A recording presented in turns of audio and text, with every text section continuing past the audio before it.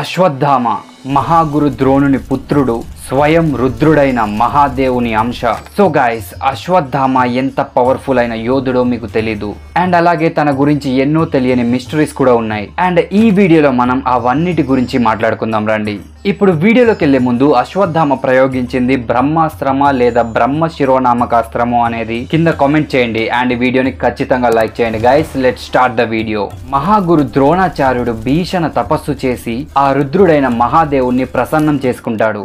అలా ప్రసన్నం చేసుకున్న తర్వాత తనకి శివాంశతో శివుని యొక్క శక్తులు కలిగిన అంతే గొప్ప పరాక్రముడు, వీరుడు అయిన పుత్రుడు కావాలని వరం కోరుతాడు. దానికి శివుడు కూడా ఆ వరాన్ని ప్రసాదిస్తాడు. కొన్ని రోజుల తర్వాత గురు ద్రోణునికి ఒక పుత్రుడు జన్మిస్తాడు. కాకపోతే పుట్టుకతో వాడు ఏడవడనమాట. గుర్రంలా శకిలిస్తాడు. అండ్ ఇక్కడ మనం గుర్రాన్ని అశ్వం అని పిలుస్తాం. సో అందుకే ఆ బాలుడికి అశ్వత్థామ అని పేరు పెట్టారు. అండ్ అలాగే తన నుదుటి మీద ఒక దివ్య మణి ఉంటుంది, అదే శివమణి. అది ఉన్నంత కాలం చావు తనని ముట్టుకోవడానికి కూడా భయపడుతుంది. అంటే ఏ ఒక్క ఆయుధం గాని, అస్త్రం గాని, శస్త్రం గాని తనని ఏమీ చేయవు.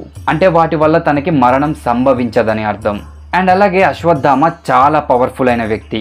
ఈయనకి క్షణంలోనే ఎంతో కోపం, ఎంతో ఆవేశం ఇవన్నీ వచ్చేస్తాయి. ఎందుకంటే ఎంతైనా శివుని యొక్క అంశ కదా, ఏదైనా కానీ ఎక్కువగానే ఉంటుంది.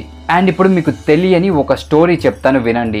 మహాభారతంలో 14వ రోజు అశ్వత్థామ తండ్రి అయిన గురు ద్రోణాచార్యుడు చనిపోయిన తర్వాత అశ్వత్థామకి తీవ్రమైన కోపం వస్తుంది. కానీ ఇక్కడ తెలుసుకోవాల్సిన విషయం ఏంటంటే అశ్వత్థామకి అంత కోపం రాకూడదు. ఒకవేళ వచ్చిందా అది సృష్టినే అంతం చేస్తుంది, అంత తీవ్రంగా ఉంటుంది. ఎందుకంటే తను రుద్రుడైన మహాదేవుని యొక్క అంశ.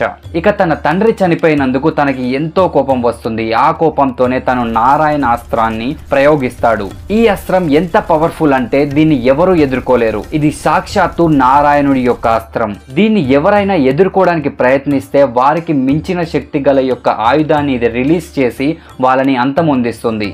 సో ఎప్పుడైతే అశ్వత్థామ దీన్ని ప్రయోగించాడో ఇక్కడ పాండవుల సైన్యం మొత్తం అంతమైపోతుందన్నమాట. సో దీనంతటిని చూసి కృష్ణుడు ఒక సలహా ఇస్తాడు. సో పాండవుల సైన్యానికి ఇంకా పాండవులకి హాని కలగకూడదంటే మీరు చేయవలసిన పని ఒకే ఒకటి. మీరు ఈ నారాయణాస్త్రానికి సరెండర్ అయిపోండి. మీ ఆయుధాలని, అస్త్రశస్త్రాలని ఇక్కడ విడిచేసి భూమి మీద మోకరిల్లి చేతులు కట్టుకొని లేదా ప్రణామించండి. మీలో యుద్ధం చెయ్యాలి, దీన్ని ఎదుర్కోవాలనే ఆలోచన కూడా రాకూడదని చెప్పి ఇక్కడ కృష్ణుడు చెప్తాడు. సో అలా చెప్పిన వాళ్ళని ఈ నారాయణాస్త్రం ఏమీ చేయదని కూడా చెప్తాడు. అండ్ అలాగే అందరూ చేస్తారు. కాకపోతే భీముడు ఒక్కడే నేను దీన్ని ఎదుర్కొంటాను అని చెప్పి అంటాడనమాట. అర్జునుడు ఎంతో చెప్తాడు, అలా చెయ్యకు, ఇది చాలా పవర్ఫుల్ అయిన అస్త్రం, దీని ముందు మోకరిల్లు, దీన్ని ఎదుర్కోవాలని మాత్రం ప్రయత్నించకు అని చెప్తాడు. కానీ అస్సలు వినడు భీముడు. ఈ నారాయణాస్త్రం నుంచి అగ్నిజ్వాల వస్తుంది. అండ్ ఎన్నో బాణాలు, గదలు ఇవన్నీ వస్తూ ఉంటాయి అన్నమాట. కానీ భీముడు మాత్రం తగ్గేదేలే అంటాడు. ఇక ఈ నారాయణాస్త్రం భీముణ్ణి చంపడానికి వచ్చినప్పుడు కృష్ణుడు వెనకాల ఒక తట్టుతాడనమాట. ఇలా భుజం మీద తట్టినంటనే కింద పడిపోతాడు. సో మోకరిల్లే పొజిషన్ లోకి వస్తాడనమాట. అప్పుడు నారాయణాస్త్రం భీముణ్ణి ఏమీ చేయకుండా వెళ్ళిపోతుంది. సో ఇక్కడ మనం తెలుసుకోవాల్సింది ఏంటంటే ఎక్కడ నెగ్గాలో కాదు, ఎక్కడ తగ్గాలో తెలుసుకోవాలి. సో ఎప్పుడు మన ఈగోని మన కంట్రోల్లో ఉంచుకోవాలి గాయస్. సో అక్కడితో నారాయణాస్త్రం శాంతిస్తుంది. అండ్ అలాగే మీకు ఇంకొక ఇంట్రెస్టింగ్ స్టోరీ చెప్తాను. సో అదేంటంటే ఎప్పుడైతే అర్జునుడు తన పుత్రుడైన అభిమన్యుని కోల్పోయాడో అప్పుడు జయద్రథుడిని చంపుతానని చెప్పేసి ప్రతిజ్ఞ చేస్తాడు. అండ్ జయద్రథుడిని చంపడానికి వెళ్ళినప్పుడు కర్ణుడు అర్జునుడిని పట్టుకోవడానికి అంటే ఆపడానికి ఎంతో ట్రై చేస్తాడు. కానీ అర్జునుడి వేగానికి, అర్జునుడి అస్త్రాలకి కర్ణుడు వణికిపోతాడు. అంటే కర్ణుడు ఓడిపోయే సిచ్యువేషన్కి వస్తాడు. ఈ టైంలో అశ్వత్థామనే కర్ణుడిని రక్షిస్తాడు. సో అర్థమైందా గైస్, అశ్వత్థామ కర్ణుడిని రక్షించాడు ఇక్కడ ఈ సిచ్యువేషన్లో. కానీ మనకి మూవీస్లో రాంగ్గా పోర్ట్రే చేశారు. అండ్ దీని తర్వాత స్టోరీ కూడా మీకు తెలుసు. ఎప్పుడైతే భీముడు దుర్యోధనుడి తొడలను చీల్చి తనని అంతమొందించడానికి ప్రయత్నిస్తాడో అప్పుడు కౌరవుల సేనలో మిగిలిన ఒకే ఒక యోధుడు అశ్వత్థామ. ఇక అలాగే దుర్యోధనుడి పగను తీర్చడానికి, తన ప్రతీకారాన్ని కూడా తీర్చుకోవడానికి ఇక్కడ పాండవుల శిబిరాలపై దాడి చేస్తాడు.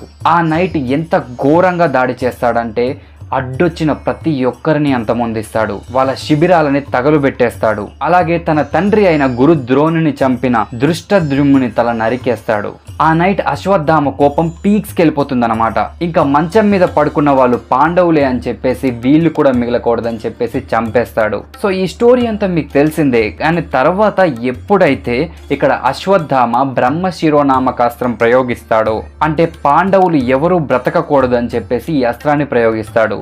అండ్ దీన్ని చూస్తున్న శ్రీకృష్ణుడు అర్జునుడికి కూడా దీన్ని ప్రయోగించమని సలహా ఇస్తాడనమాట. అంటే నువ్వు కూడా బ్రహ్మ శిరోనామకాస్త్రాన్ని ప్రయోగించు అని చెప్పేసి సలహా ఇస్తాడు.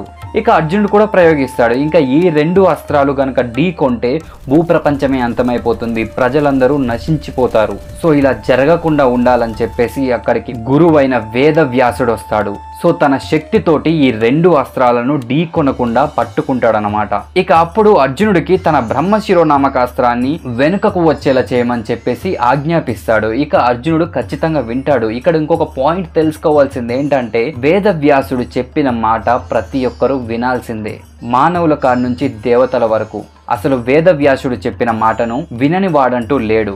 సో ఇక తను చెప్పినందుకు ఇక్కడ అర్జునుడు కూడా వాపస్ తీసుకుంటాడు, అంటే బ్యాక్ రప్పిస్తాడు. కానీ మీకు తెలియని ఒక ఇంట్రెస్టింగ్ థింగ్ ఏంటంటే, ఎప్పుడైతే ఈ బ్రహ్మ శిరోనామకాస్త్రాన్ని వెనకాలకి తీసుకుంటామో అప్పుడు తనని హాని చేస్తుంది, అంటే అది వదిలిన వారికి హాని చేస్తుంది. కానీ ఇక్కడ అర్జునుడికి హాని చేయదు, ఎందుకంటే తను ఎంతో తపస్వి.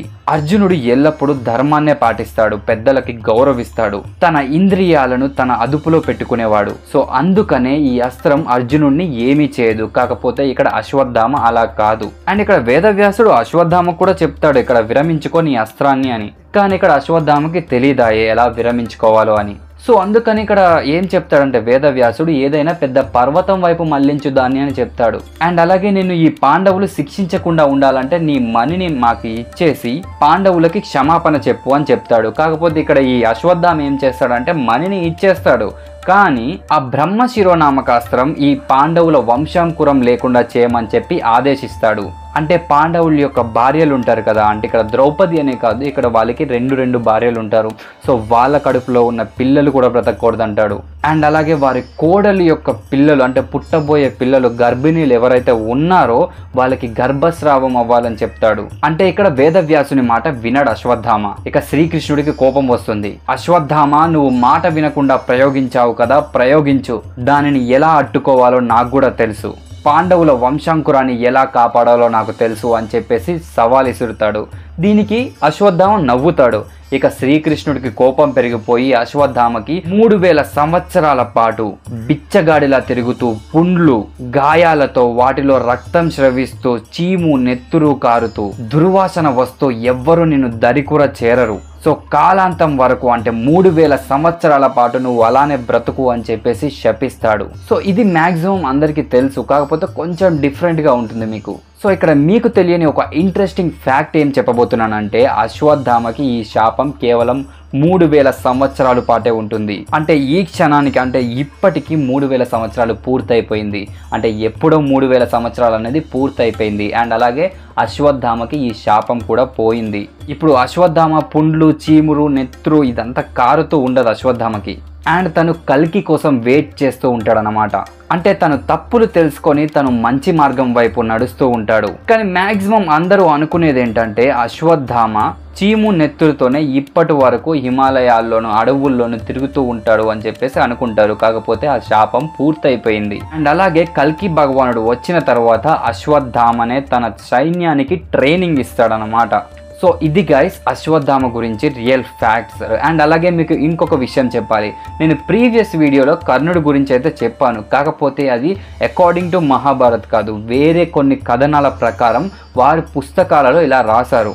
సో ఈ స్టోరీస్ మీకు కూడా తెలియాలని చెప్పేసి నేను అక్కడ డీటెయిల్గా మెన్షన్ చేశాను. కొన్ని కథనాల ప్రకారం ఇలా చెప్పారు అని చెప్పేసి.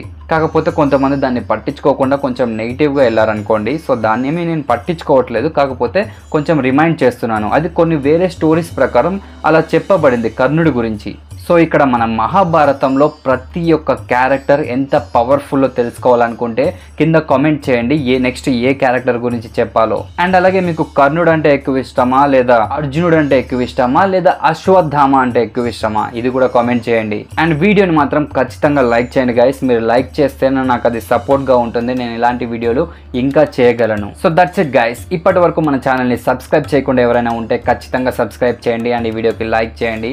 I will catch you in the next video.